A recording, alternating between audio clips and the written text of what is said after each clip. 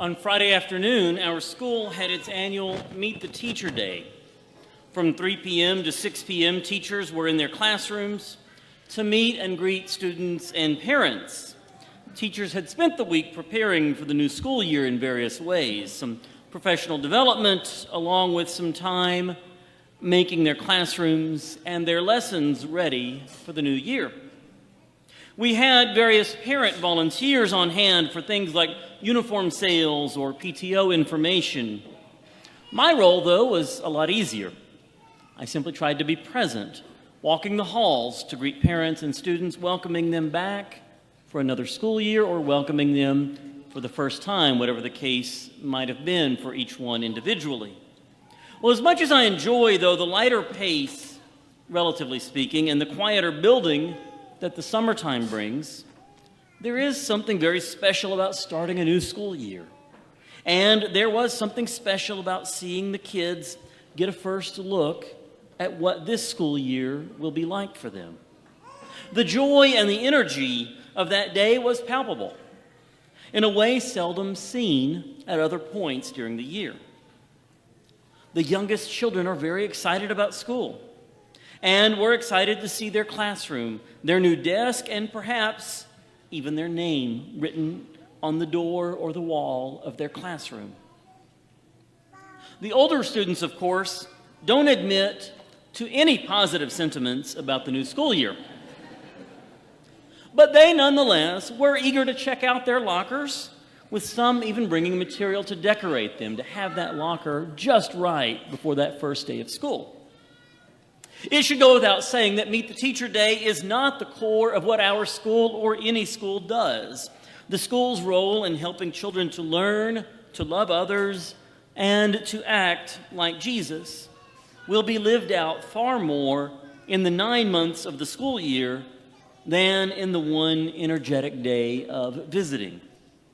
Nonetheless, that day of visiting does point to the importance of preparation.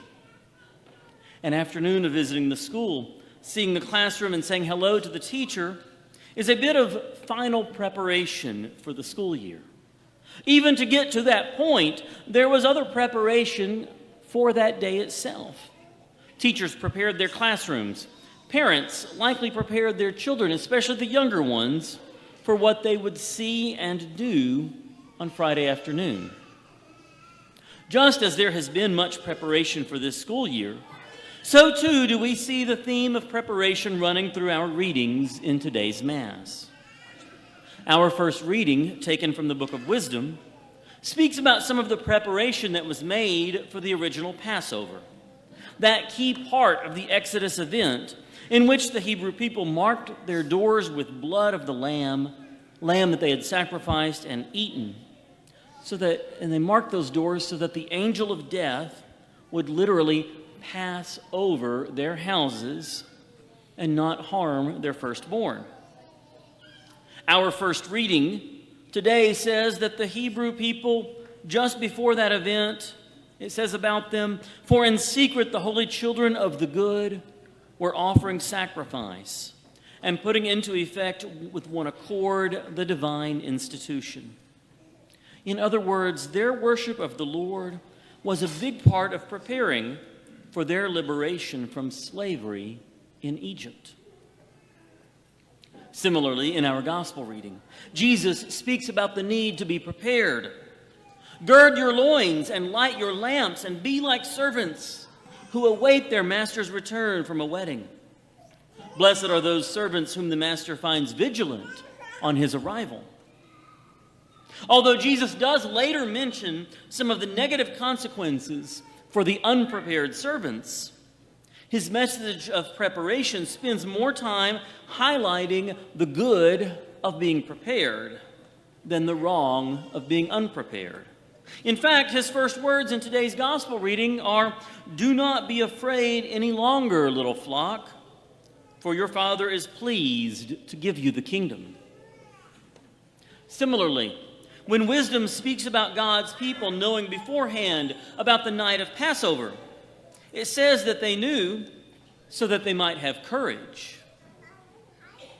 At various times throughout the Gospels, Jesus is clear that this life is not the totality of our existence. There is life after this life, and He calls us to prepare for it. That preparation involves following Him courageously and joyfully, loving God with all our heart, mind, soul, and strength, loving our neighbor as ourselves. This preparation is not meant to be a fear-provoking preparation, but a courageous, even a joyful preparation. Just as the kids touring school for the first time, and they're seeing their new classroom maybe for the first time Friday, did not focus primarily on what punishments might come for bad conduct, even though such punishments are necessary in any place. In a similar way, Jesus speaks primarily about the joy that we can have with our Heavenly Father. And only later, only after He's talked about that, the good part, only later does He speak about the consequences that come from rejecting Him.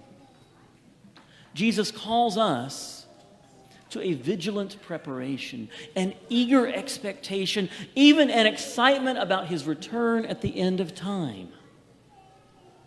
We are called to wait in joy, in hope, to wait with courage.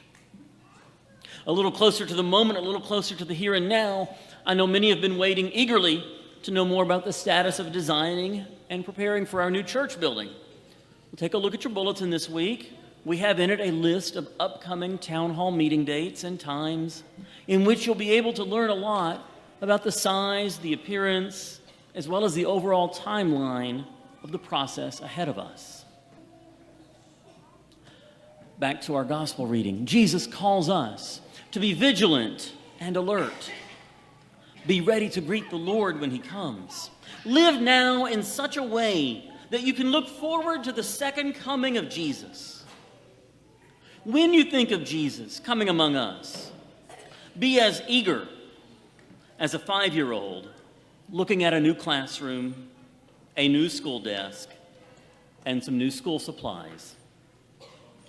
We have a great school year ahead of us, but even greater is the eternity that awaits us with our Heavenly Father.